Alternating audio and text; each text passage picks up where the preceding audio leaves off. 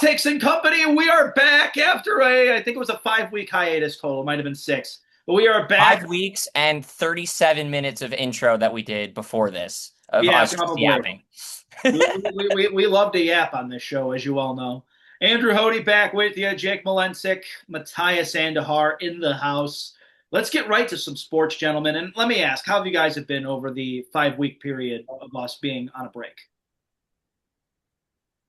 Go ahead, Jake. Just gonna let you go. I was setting my screen up. I've been good. I'm living, watching a lot of sports. Didn't watch much of the NBA Finals. I'm not gonna lie. Just because I didn't really want to watch the Knicks win a championship, so I stopped watching a lot of those games. But excited to talk about what I did watch. But I'm Nice. good. Matthias. Um, didn't have the greatest of times, but I am now currently working with the Lorraine Leviathan. So if you guys want to hear me in person, I will be potentially announcing more games for the Lorraine Leviathan. They are a USL 2 team, and they play where the Lake Erie Crushers play. So Ooh, yeah, that's been Saw the that on biggest your news. story, good Matthias. Lake That's Erie fine. Crushers. Good old Lake Erie Crushers. All right. Well, I want to congratulate you real quick, Matthias, because you won Who's Picking Dinner for the NBA. Final score is 26-24. Jake finally gets coveted second place. Yes, dude. I can't wait to get second place for the MLB too. When we do the MLB playoffs, we'll be back. And then Yeah, obviously every week of the NFL regular season. That's how we're going to do this. So we're going to go NBA playoffs, MLB playoffs, and the NFL regular season. And the playoffs are just for fun in the NFL. So it's kind of a good and fun mix. Yeah, but at least I got the Knicks prediction right. I know we didn't really talk about the predictions as much on the podcast because we were off a couple weeks, but I predicted the Knicks in 7. So I did predict the Knicks to win the series, but I didn't predict them to win in a gentleman's sweep. My new favorite phrase from the last. Oh my God. All right, but it was a gentleman's sweep. So It was. It was. Let's It get wasn't very started. gentlemanly of them, though. No, it wasn't. Come back But from 27 points every game. I'm just going to say this. Let's start off right away. Let's get into the NBA Finals. It was a great series to watch. All 5 games were really entertaining. I actually, game 3 kind of wasn't because San Antonio was really in control the whole time and New York didn't come back. But you think of the other 4 games, New York was trailing the entire time and they just came back. And I think, you know what, when it comes to Jalen Brunson at this point, I think we really need to talk about where he was a few years ago. Like, he was the wingman essentially to Luka Doncic in that playoff series against Utah when Donovan Mitchell was still in the Western Conference. And, and Jalen Brunson, I think, is now 3-0 against Donovan Mitchell in playoff series as a whole. But, I don't think anyone expected at all when he went to the New York Knicks that it was going to be some big deal. And it turned out to get them a championship quicker than the Los Angeles Lakers have with Luka Doncic or the Dallas Mavericks did. The Mavericks did make a finals appearance, obviously. So I'm not saying Jalen's better than Luka or anything like that, but Jalen Brunson has a finals MVP and had probably a great playoff run. I think we need to talk about the Knicks' entire playoff run. They lost to the Atlanta Hawks by 1 point twice in a row. CJ McCollum. CJ McCollum was the big factor there, obviously. Ohio native. But they just tore apart the Sixers. They destroyed the Cavs. I mean, game 1, once the Cavs blew that lead, we all knew that the Knicks were going to win that series. I thought it would still go 5, but it did go 4. And we'll talk. Talk about that. I had no hope that it was going 5. When we lost that game, it was over in 3. Yeah, it was really over in 3. You're right. Game 4, there was no energy, and everyone kind of gave up by then. And I didn't even watch. I didn't watch it. I was did there not in watch person. Game 4. I watched games 1, 2, and 3. Poor Matthias. But for the finals, I watched all 5 games. And as I said, San Antonio game 3 was really in control the whole time. So, I mean, it was still a good game because the Knicks were in it for the most part, but San Antonio was going to win that game no matter what. But game 4, when the Knicks came back down 29, and that play made by Anunoby at the end of the game was incredible. Jake turned off his camera. So that play. Yeah. I'm sorry, I'm chiming in. That play would not have happened if De'Aaron Fox on the other side of the ball didn't do what he did. Like De'Aaron Fox, who was supposed to be like what we were joking, the veteran presence on this team, even though technically they had Harrison Barnes, but they were never throwing Harrison Barnes on the court. Um, he made constant turnovers which helped the Knicks start coming back. And then he dove for, I mean, he grabbed the ball and being known as one of the fastest players in the league, especially in his first 5 years, it was like, okay, run. That's what you're good at. Get the ball and run. Make them foul you. Well, he And did he get the just, ball and run. It wasn't the right direction. yeah, it was to the hoop, and then he missed. And then, He's so like, used to running at the hoop that he forgot this time he shouldn't run at the hoop. I if will him say and this. JR, Oh, sorry, go on. He if did him get and fouled, JR by the way. switched, like, yeah, it was probably a foul. But Definitely a foul, but that's okay. He if should him have done and it JR anyways. He didn't switched deserve the what they foul. did, history would have been so different. Mm-hmm. We'd But still I be think playing, I think. what? I want to It leave the might be mic. more. I don't know when Game 7 was supposed to be. I But want to leave the mic open to you guys, but I just wanted to chime in with one quick thing. Sorry to interrupt. Um, I I think it's really important that like you mentioned the De'Aaron Fox situation, Matthias, because that is what separated the San Antonio Spurs from evening a series. I don't know if it's happened in finals history, but where both teams won the road games. Yep. Like home court advantage to me wasn't even a thing in this series. Like the Knicks won one game at the Garden, and the other three games that they won were in San Antonio. So to me, like the fact that Knicks went on the road and did this, and the Knicks did it throughout the playoffs. They went on the road. They played probably better on the road overall than they did at home, even if you include the Atlanta series. So to me, like, I mean, I think that's an incredible thing that the fact that the Knicks probably should have lost Game 4 and barely won Game 4, and that was like the struggle was on their home floor at Madison Square Garden. And I'm going to be honest with you, I had no problem with the Knicks winning a championship. I don't. I like the group of players they have. I love and respect Mike Brown as a coach, dating back to his time here in Cleveland. I think he was in some tough situations with Dan Gilbert and the LeBron James thing in 2010. And then when he came back, it wasn't perfect either. And then we're still paying him. Sacramento. Yeah, exactly. Getting them paychecks. Exactly, yeah. But Mike Brown's now an NBA champion, and I think Good for him, man. I mean, he was an assistant coach with the Spurs a long time ago, too.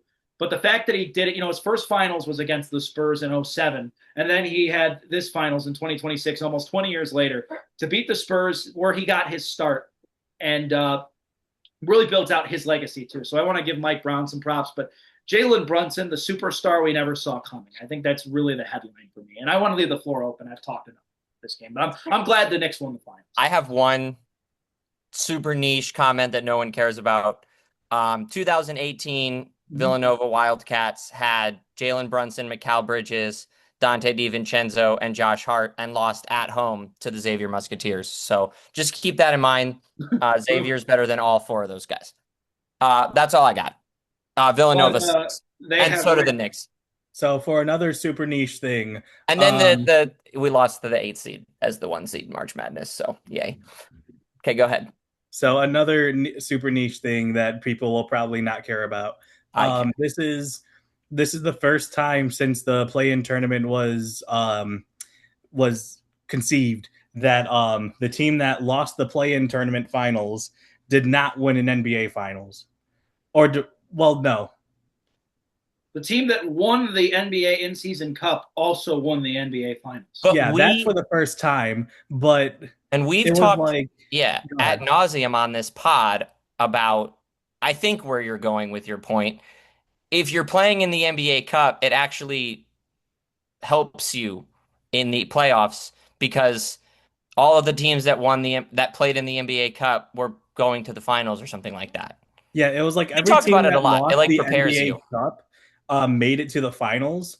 And I think it was that they also that they won because last year it was Thunder versus the Bucks, and the Bucks beat them in the cup, but then in the finals the Thunder won. And then I forgot the other years. I remember like the Lakers won one year, but then the team that the Lakers beat, they then won the finals. Mm-hmm. And then it's just like, no, wait, that was the Bucks. Yeah. So yeah. So the it's That was like, the go on, yeah, sorry. so this is the first time that because the Spurs, they played against the Knicks in the NBA Cup, lost in a close game, and then the script says that they were supposed to win in the finals in a close game. I mean, in a close couple of games. And man, those games are close, but one team had one team decided to adjust, and to be blunt, one team's star showed up way more than the other team. Yeah, the moral of the Knicks and the story Spurs both were in is the cup game, I think, too. So it was yeah. like literally a preview of the finals for the first time ever. Moral Yeah, of the story is watch the NBA Cup and pay attention because it evidently it matters. So Andrew shaking his head, but you could have got a finals preview in February or whatever. I don't know. Wasn't a finals preview at all. San Antonio led in all It five was by double digits. unequivocally a finals it was preview. The quite Spurs beat the literally a Knicks. finals It was a preview. preview, but okay, but that game didn't dictate how this series went whatsoever. No, that's not what I'm saying. That's I'm not just what a saying we preview got two is. I teams. mean, I honestly think it's the NBA Cup is stupid as is. It proved nothing the other 2 years, and you know what? Next year it might not prove anything either, because there's a very high likelihood History the two repeats teams itself, that and make that's it just how it goes. won't go to the finals. Because this time around, the two teams that did win it did coincidentally happen to go to the finals. That doesn't just it didn't happen the last 2 years. So I Yes, don't it care did. about the NBA in season cup, especially the last game. The last game doesn't even count for anything. It doesn't even count for anything. So I don't care. That's Same me. way that these rappers always bite each other's flows. Who's gonna remember? Who's gonna remember? That was Nick J. fans Cole. out there, and No feel one free to cares. comment, Nick fans. Who's going to remember the 2025-26 That's NBA in-season Cup championship over the not 2026 NBA Finals? not the point we were trying to make. I Not guess at it's all not the the point point we you were were trying trying to to make. make. So I But don't know that's the why you point brought I'm it going to up. make now. I'm He's going to rage send it baiting. to every He's That's the single point Knicks I'm fan. going to make Stop. now. Okay, that's the point I'm going to make now.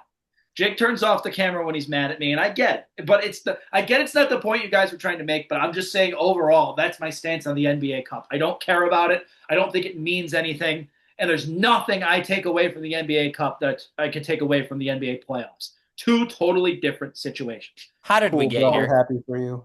Can we move on? Yes, we can move on. We can move on. Can we talk about the Stanley Cup? Congrats to the Knicks. I know Jake might not be happy they won the finals. I am. I'm not. I know you're not. I am happy they did. And the Spurs, they got a bright future. And I think Mitch Johnson proved himself as a great NBA head coach as well. I don't. You don't? I hope they fire him tomorrow. They won 62 games. Yeah, and they didn't win the championship, so who cares?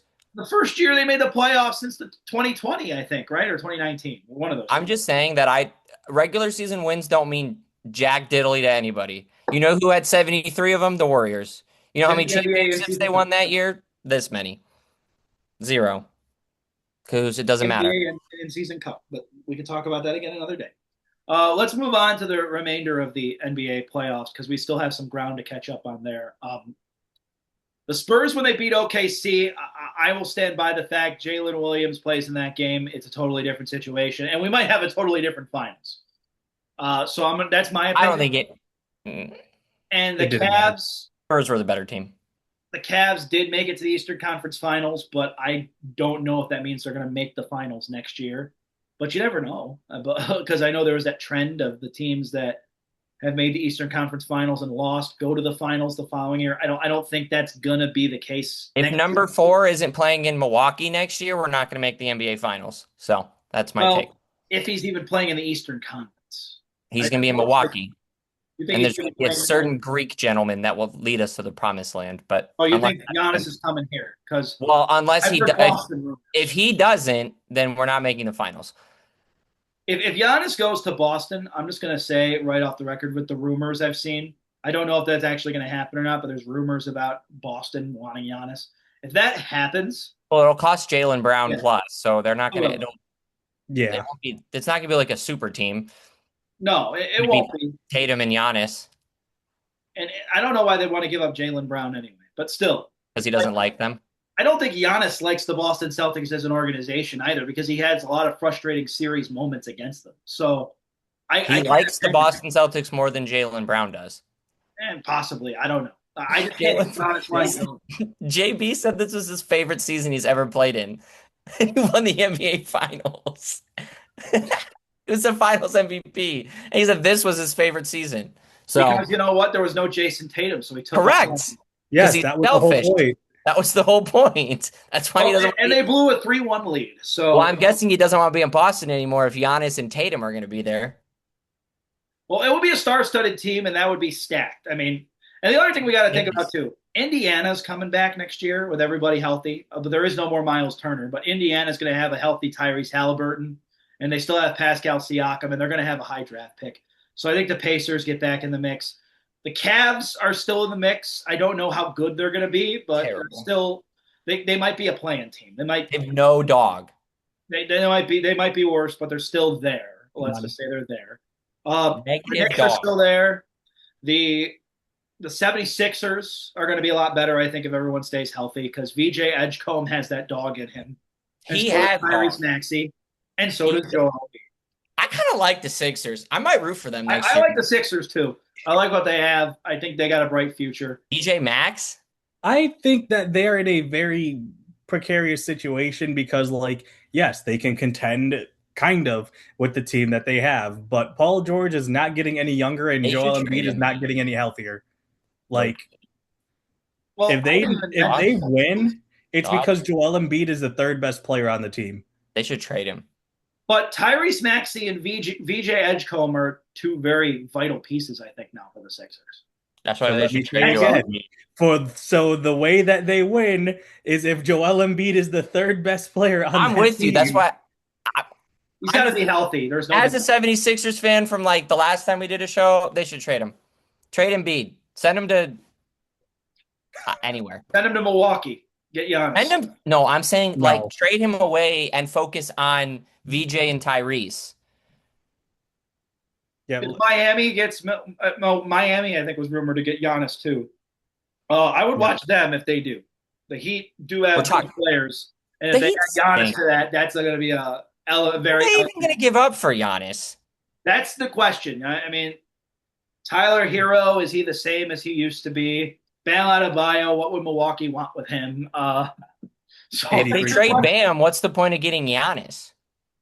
there wouldn't be, and why would Bam go to Bam? Doesn't make sense for Milwaukee either way because they're a rebuilding team. So, but I'm just saying, if you include Giannis with the Maybe roster Tyler that Miami Hero. currently has, like that could be a really good team. Jaime Jaquez. hey, he played well. I'm just naming players on the Heat that I know. Kendrick What Nunn's if there. Giannis goes to OKC? Then we don't play a season. Kendrick Nunn's not still there. No, I don't think he is. Falling on these dudes like I'm Kendrick Nunn. I think That's Polo G. Now I'm just quoting people. it's going to be an interesting offseason. I don't know if you guys These agree, dudes. but what happens this offseason, I'm really excited to see, and I'm excited to see when the regular season does kick off, what the seeding is going to be next year. Because the Knicks, I don't know in the league with the parity we've seen the last 8 years with different champions each year, different teams making finals appearances each year for the most part. I don't know if we're going to see exactly what we saw again because Oklahoma City did repeat. If the Knicks repeat, I'll shave off all of my hair. Okay. He said it on this podcast. You heard it here first, people.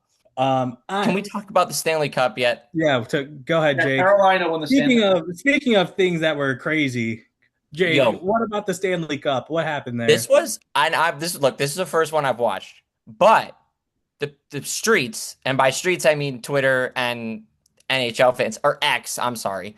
The X people have been saying this is one of the best Stanley Cups in recent memory, and I agree.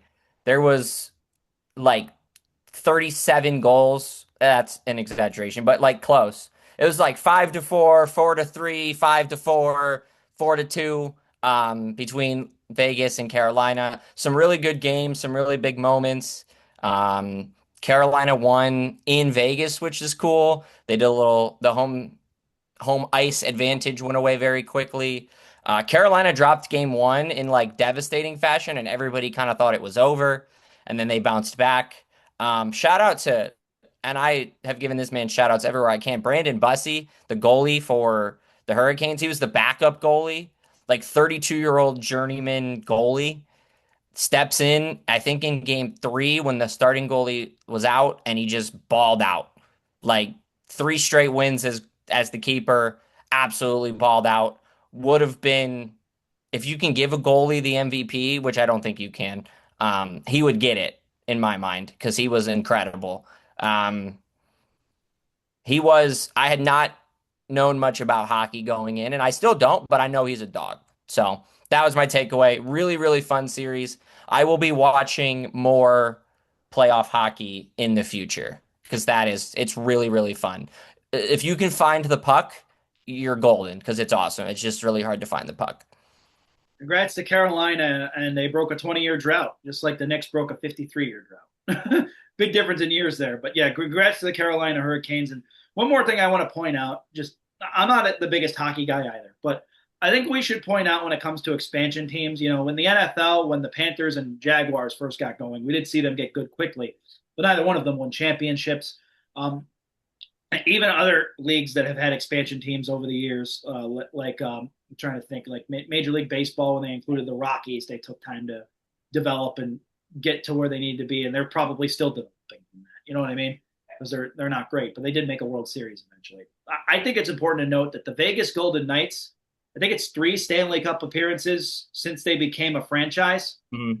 They That's won, I think. Very impressive for an expansion team, and across all 4 major sports. I don't think we see that from expansion teams. So I think we should give the Vegas Golden Knights a ton of props for being the best expansion team possibly in history with that brief stint of history. The Baltimore Ravens, but they were the Browns. That's not an expansion. We were the expansion team, not them. Yeah, we were the expansion. Yeah, so you're right. Yeah, I was thinking like teams that were like that won big in their first few. No, they are probably the best expansion team ever that we've probably ever seen. Yeah. Maybe the Miami Marlins in 97 and 03. Good point. They were around. They were good they were much further into their existence at that point. But that's a good shout though on Vegas. I think that when did the Marlins exist? Well, they were the Florida Marlins, and they became the Miami Marlins later. They won the World Series in 97 and 2003, but it's also important to note they only made the playoffs their entire history until 2020. In 1997 and 2003, they just happened to win the World Series both those years. They never made the playoffs other than those 2 years, their entire history. So they became a franchise in 93. So they made the World Series 4 years and 10 years after. So them in Vegas, I think the 2 best. But Vegas just made the playoffs, I think, every year as an expansion. What Vegas has done is unprecedented in sports because you're taking a team full of scraps. I mean, legitimately, team players that other teams didn't want. And that's what's impressive. Also, looking at talking about the Hurricanes real quick, just looking at their stats because I didn't watch, honestly, and I saw like a video or two, and like it's really impressive, but somebody on YouTube I saw compared them to the Buffalo Bills of the NHL. Mm-hmm. They were for a while, yeah. It really does, because like since the 18-19 season, they made the playoffs every year and couldn't even sniff. I was going to say the Super Bowl. Couldn't even sniff the Stanley Cup final, except for this year, and they won. Every other year, it was like, oh, this one could be their year, and then they fell short. Last year, they fell at the conference finals. Like, this team looks like that they could have, just like the Bills, could have had a lot of deep runs where it should have been their year, but then they didn't. So I know how I can't imagine, because I'm a Steelers fan, how euphoric that is, finally getting over that hump after constantly being like, okay, this one might be it, and then just falling flat over and over. But like finally that it's done. Like, man, happy for them, because I know that must be insane. I think the stat was they hadn't won an Eastern Conference Finals game since 06 when they won the Stanley Cup, and they'd like been to the Eastern Conference Finals like 3 times. Yep. They were like 0 for their last 10, but the last one they won was the year they won the championship, which is just, it's even crazier in a sport like hockey or basketball or baseball, because you get 7 games to try and win one. Yeah. and they didn't win any. So yeah, they're kind of like the Bills, except the current Bills and the Bills that lost 4 straight Super Bowls. Poor Bills, man. More That's the Bills takeaway. indeed. But you never know. If the Bills end up winning a Super Bowl with Josh Allen, I think we're gonna move past their struggles late in the playoffs. But they have to still win that Super Bowl before we can even get to that. So They're never going to win one. all right, we're a little pressed for time here, so we're going to move on to the NFL briefly. Myles Garrett, during the time we took a hiatus from the podcast, was traded to the Los Angeles Rams, and I'll start things off good for Myles. Kind of stinks for Jared Verse, but I mean, Jared Verse is going to be in his prime when a lot of the Browns players on this roster are in their prime. So could be a good thing for the Browns. A lot of people are out there speculating that the Browns should have some high hopes for the future. I'm not even focused on what the Browns' future is. I'm focused on the Myles Garrett situation right now. Good place for him to go. The Rams, I think, are putting all their chips in the table once again and going all in. And they could potentially do it because they see Seattle's defense is still pretty stacked for the most part. They did lose Kenneth Walker, which is pretty big, but Seattle's still going to be Seattle, I think. And I think the San Francisco 49ers still have some good players there. I think they drop off a little bit this year, but we'll get into our predictions later. But to me, I think that's a great move for the Rams. Great move for the Browns if they're thinking about building a nice core for the future long term. And I think we could all be honest, Andrew Berry has kind of hit on all his picks for the most part in the last couple of years. So we'll see with the Browns. Could be a good move for them because they did get good assets. For the Rams, going all in again and essentially saying F them picks once more. So I'll leave the floor open. I have no issues with this. The only thing I think is interesting is Myles is going to, I think he was going to OTAs with the Rams and never really with the Browns. So yeah, I have a couple things. Yeah, go ahead. It's a win-win trade. Win, win, win, win. Win for the Browns, win for the Rams, win for Myles Garrett, and wins for us as a fan. It's because we are over the saga of does he want to play here? Does he not want to play here? Are we going to trade him? Are we not going to trade him? Look, I love him. He's my girlfriend's favorite player. He's everybody's favorite. He's my dad's favorite player. He's everybody's favorite player. But she just texted me. She said we are not over it. I'm fine with the move, but you go ahead. It was the right move because you saved the money, you got younger, you got the picks, and full honesty, I don't think he wanted to be here anymore. And you making the OTAs point was kind of where I was going to go as well, where he didn't show up to those things in Cleveland because he didn't have to, because they were mandatory and they were off-season stuff that he felt like he was too good for. And he immediately gets traded to sunny LA and the MVP quarterback and a team that was just in the NFC Championship. And all of a sudden he wants to show up to OTAs and show up to practice. And that to me says a lot about what he felt about his last couple years here. And look, at the end of the day, I know he loved it here. I had the pleasure of meeting him and talking to him a few times. He's one of the nicest human beings I've ever met. At his core, he's just a nerd who likes Pokemon and video games and dinosaurs. But there's also he was not a leader on this team. All of the players will tell you that he wasn't a leader on this team. They asked Carson Schlesinger about it, and he just brushed the question off and said he was golfing or something. These guys don't care that he's gone, and that's why it's a win for everybody. Because I think there will be less.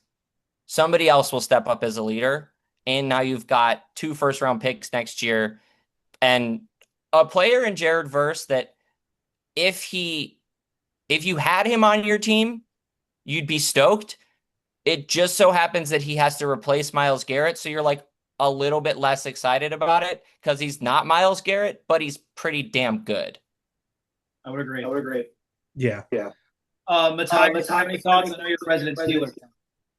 He's probably stoked he doesn't have to see that dude anymore. Yeah, no, I'm like, I finally don't need to deal with him 2 times a year. But still like trying to stay mostly non-biased. Actually, no, going completely biased. As a Steelers fan, I'm like, all right, great. I don't need to see him 2 times a year. Jared Verse, he is a great he can, at max potential, he can be the next Myles Garrett, but he's not the next Myles Garrett now. So we don't need to deal with that yet. But on top of that, as a secondary Seahawks fan, I am upset. This is a lose-lose kind of for you. The Super Bowl. Yeah. You'll be fine. You will be fine. You will be fine. I will be in the NFC Championship again. It is a little funny that you went from Myles Garrett 2 times a year to Myles Garrett 2 times a year on the other side of the spectrum. You're not quite done with him yet, buddy. Yeah, no. But yeah, I also like, just in the fan perspective, because I live with one of the biggest Browns fans I think that's in the city. I don't think the Browns will ever be over this unless the Browns like win a ring, like, because this has been like their guy. This has been, at least to me, it's felt like this has been like the second coming of LeBron in Cleveland, because not his influence, but like if we're talking about like player stature, the way that he's just a wrecking ball out there, probably the best in his position in Browns history. Like, he's the and top just like losing that player in franchise history. I wouldn't say regard, LeBron it hurts. I agree with you there. Yeah, I wouldn't say LeBron impact. I wouldn't even say Jose Ramirez impact. And it's not Myles' fault. It's just because the Browns don't make the playoffs frequently. No, yeah, like that's the main reason.